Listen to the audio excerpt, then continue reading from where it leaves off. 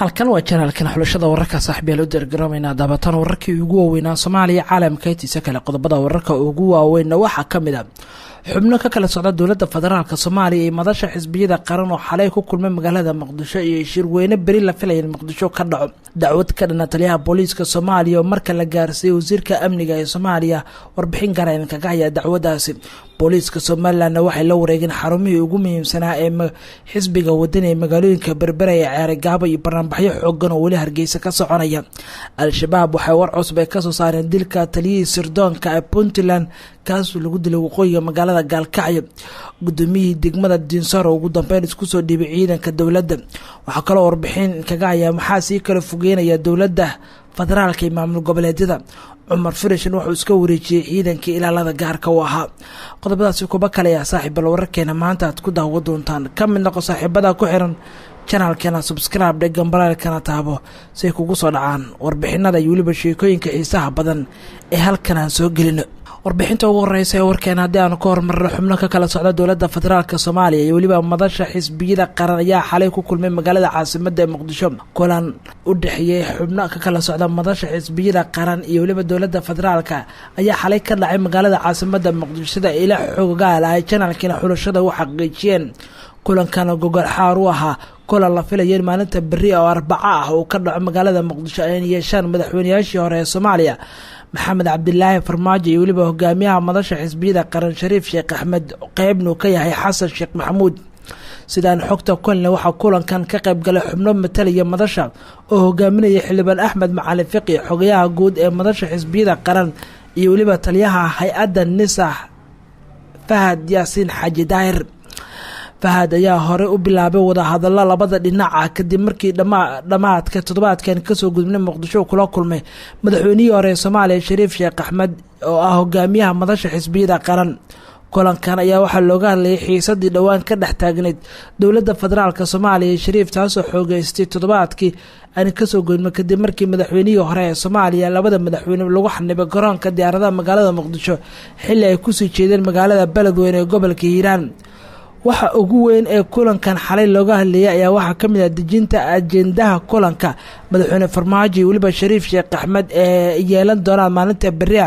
arrimaha doorashooyinka ilaalinta sharciga khilaafka dawladda iyo maamul goboleedyada waana kuwa ugu muhiimsan hadda ila xogaal ay channelkeen u xaqiijiyeen labada dhinac ayaa u muuqda kuwa isku dayaya inay abuuraan jabi xasiloon oo sababi kara isku soo dhawaasho iyo waliba isfaham laga gaaro dhanka doorashooyinka dejinta xiisadaha siyaasadeed ee ka dhalatay xayiraadii toddobaad ka hor madaxda madasha xisbiyada qaran lagu soo rogay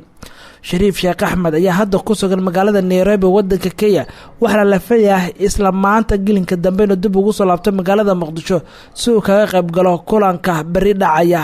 ay wada qaadan doonaan hogaamiyaasha madasha xisbiyada qaran iyo waliba madaxweyne Maxamed Cabdillaahi Farmaajo wararka kalena waxa ku jira qaybka dacwad ka dhan taliyaha booliiska Soomaaliya waxa la gaarsiiyay wasiirka amniga ee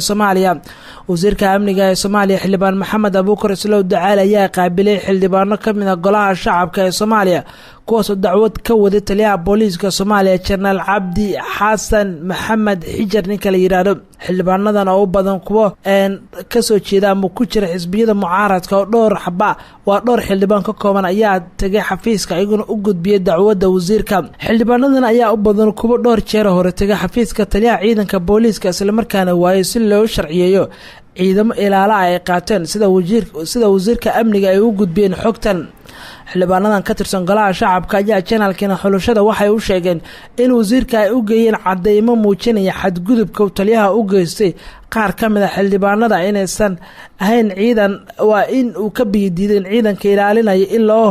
habeeyo oo laga dhigo ciidanka booliiska lana diiwaan geliyo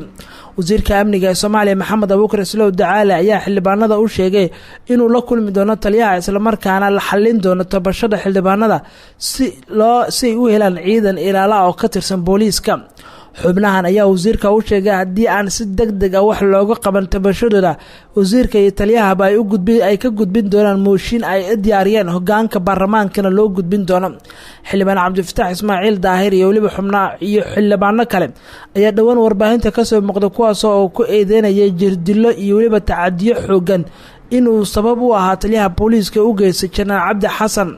dacwadaas lama oga halka ay saldhigan doonto Somaliland xaggeeda hadaan eegno wali halkaas waxa ka soconaya banaanbaxyo rabshado wata maantana mar kale banaanbaxyo halkaas ka soconaya booliiskana guud ahaanba waxay la wareegeen xarumihii ugu muhiimsanaa ee xisbiga wadani ee ku yaala magaalooyinka Berbera iyo Cerigabo ciidamada booliiska Somaliland ayaa lagu soo waramaya in saakiin la wareegay laba xarumood oo kuwa ugu muhiimsan xisbiga mucaaradka ee wadani ay ku laayeen gudaha magaalooyinka Berbera iyo waliba Cerigabo ee maamulkaasi Somaliland labadan xarun ayaa waxa lagu arkay ciidamo dheeraad ah oo ka tirsan kuwa booliiska oo reernimadii hore saakiin la soo dhigay wadooyinka magaalada ayayna ciidamada guud ahaanba ay xireen wararku waxay sheegeen amarka lagu la wareegay xarumahan uu bixiyay taliyaha booliiska Soomaaliya waa taliyaha booliiska Somaliland Maxamed Aadan Saqid kaasoo sheegay in xukuumaddu ay qaaday tallaabooyin ka dhan ah xubnaha mucaaradka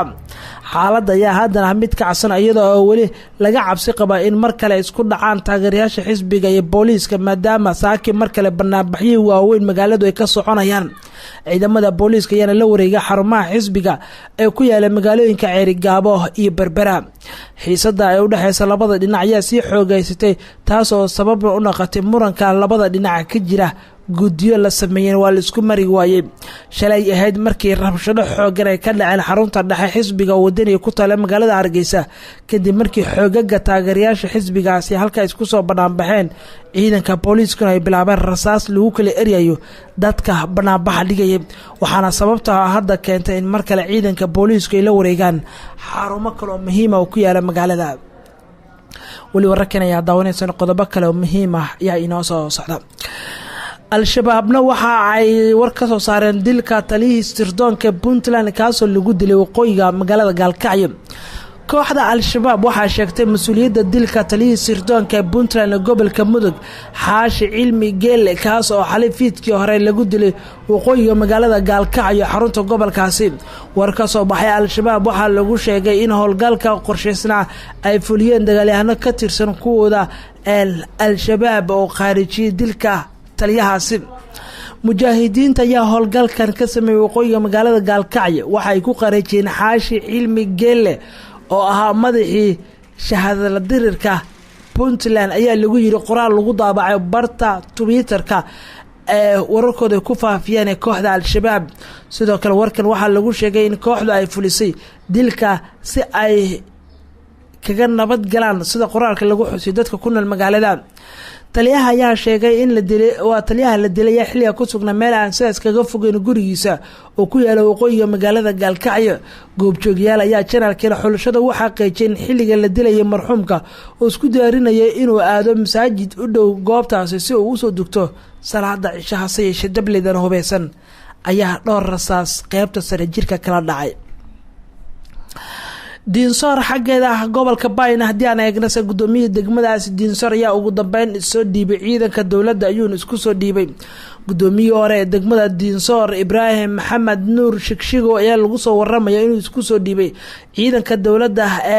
iyo waliba kuwa koonfur galbeed ku sugan halkaas kadib markii shalay dagaalyahano ka tirsan halka oo ciidamada daraawiishta ee koonfur galbeed iyo kuwa Ethiopia ay weerar ay ku qaadeen guriga ka deganaa degmada Dinsor kadib markii uu diiday in xilka uu wareejiyo warka waxaa lagu sheegay in xal laga gaaray khilaafka dhinaca maamulka ay ka taagnaa degmadaasi dadaalo dheer ay sameeyeen iyo waxgaradka halkaas lagu qanciyay ugu dambeyn gudoomiye Shigshigow in uu xilka wareejiyo gudoomiyaha ay ciidamada uu watay ayaa isku soo dhiibay maamulka koonfur galbeed ayagoo ugu dambeyn aqbalay inuu xilka wareejiyo gudoomiyaha kuna wareejiyo gudoomiyaha cusub ee loo soo magacaabay xiisadan ayaa sababtay dagaal shalay ka dhacay Dinsor kaas oo ku dhintay 7 qof oo qayb ka askar ka tirsan dawladda iyo waliba shabaab waa dad shacab ah xaaladda ayaa saaki mid degan waxaana la filayaa in saacadaha soo socda la qabto munaasabad xil wareejina oo Masar Shigshigo xilka uu ku wareejiyo maalmihii soo dhaafay Dinsor waxa ka jira xaalado kacsanaan ah oo u dhaxeeyay gudoomiyaha diiday in xilka uu wareejiyo iyo waliba maamulka koonfur galbeed oo ayna qaab awooda u adeegsanayay xil wareejinta arintan qaybaha dambe ee wararkan ayaan soo gaarnay hal laba warbixinada ugu dambeeya wararkan ayaan eegi doonaa maxaa sii kala fogeynaya dowladda federaalka iyo waliba qaar kamid ah maamul goboleedyada waxaa sii kordhaya walwalka iyo waliba xal aan wali laga gaarin khilaafka u dhaxeeya qaar kamid ah maamul goboleedyada dalka iyo waliba dowladda federaalka Soomaaliya ee fadhigeedu yahay magaalada caasimadda Muqdisho dhowr isku day oo la sameeyay laguna doonayay in la isku soo dhabeeyo dowladda federaalka maamul goboleedyada ayaa fashilmay waxaana hadda dowlad goboleedyada khilaafka adag kala dhaxeeya dowladda federaalka kamid ah maamulka Puntland iyo Jubbaland oo labada maamul ee markan khilaaf xoogan uu kala dhaxeeyo dowladda hogaamiyaha xisbiga wadajir Cabdiraxmaan Cabdishakuur Warsame oo la wadiiyay su'aal ku saabsaneed xalka uu salka ku hayay khilaafka u dhaxeeya maamul goboleedyada iyo dowladda ayaa sidan ku jawaabay madaxweynaha iyo waliba ra'iisul wasaaraha iyo taliyaha nabad sugidda waxay aaminsan yihiin nidaamka federaalka inuu ku habboon yahay dowladda dhexe oo rabta in awood ay ku muqooniso maamul goboleedyada taana ah mid aan soconin ayuu yiri waxa uu sheegay dowlad goboleedyada ay yihiin xubin kamid ama qayb kamid ah dowladda federaalka siyaasiga Cabdiraxmaan Cabdishakuur ayaa sheegay inaysan xumaan madaxda dowladda federaalka qaarkood laakiin uu xun yahay fikirka iyo habka gurracan ay u wajahayeen qaar kamid ah maamul goboleedyada iyo bulshada madaxweynaha Soomaaliya Maxamed Cabdullaahi Farmaajo ayaa hadda kor waxa uu sheegay in maamul goboleedyada hadii khilaaf kala dhaxeeyo ay qatar tahay maadaama ay u soo marayaan dowladaha dariska hadalkan uu jeediyay Cabdiraxmaan Cabdishakuur mar uu wareysi siinay TV-ga Universal waxa uu sidoo kale kaga hadlay xaaladaha siyaasadeed dalka ka jira asagoo sheegay in muhiim ay tahay in dowladda federaalka Soomaaliya wada shaqeyn iyo macaamil buuxda ay la sameeyso maamul goboleedyada warbixinta ugu dambaysa warkeena Cumar Maxamed Maxamuud Cumar Finish gudoomiyaha gobolka Banaadir waxa uu bilaabay qorshe iskaga wareejinaya ciidanka ilaaladiisa gudoomiyaha gobolka Banaadir ahna duqa caasimadda Cumar Maxamed Maxamuud Cumar Finish ayaa bilaabay wareejinta ciidanka ilaaladiisa ee hubeysna asagoo sheegay in guud ahaan ciidankan iska wareejinayo Cumar Finish ayaa talaabadan u qaaday xagga amniga ah waliba cabsi soo foosartay in la beegsado qaraxyo waxaana la sheegay in ciidanka uu iska bedelay ciidamo booliis ah laakiin markan uu ku bedeshay ciidamo military oo xaqiijiya amnigiisa dhammaan shaqaalaha ka shaqeynaya gobolka Banaadir ayaa sidoo kale wax ka bedel lagu sameeyay qaarkoodna shaqada ayaa laga ruqsiyay sida ay la xoggaalahay xogtan la wadaageen Cumar Finish ayaa qirtay in hay'adaha amniga ay gacanta ku dhigeen agaasimada macsana in asagoo isku qarxiyo sida shirqoolka lagu dilay gudoomiyihii ka horeeyay Yariiso dowladda federaalka ilaa hadda wali maysan keenin cadeemo lagu qanci karo ku saabsan qaabka u dhacay dilka injineer Yariiso waxaase muuqanaysa in Cumar Finish markan isbedel ku sameeyay dhanka amnigiisa oo guud ahaanba iska bedel ciidankii gaarka ilaalin jiray kuna bedel ciidamo military warbixintan ayaa ugu dambeysay guudaan wararkii maanta aad ka daawanaysan channelkana xulashada wararkana saaxiibeel halka ayaan ku soo gabagabeynaa warkan kan xiga daawada intaan ku kulmi doono nabadgelyo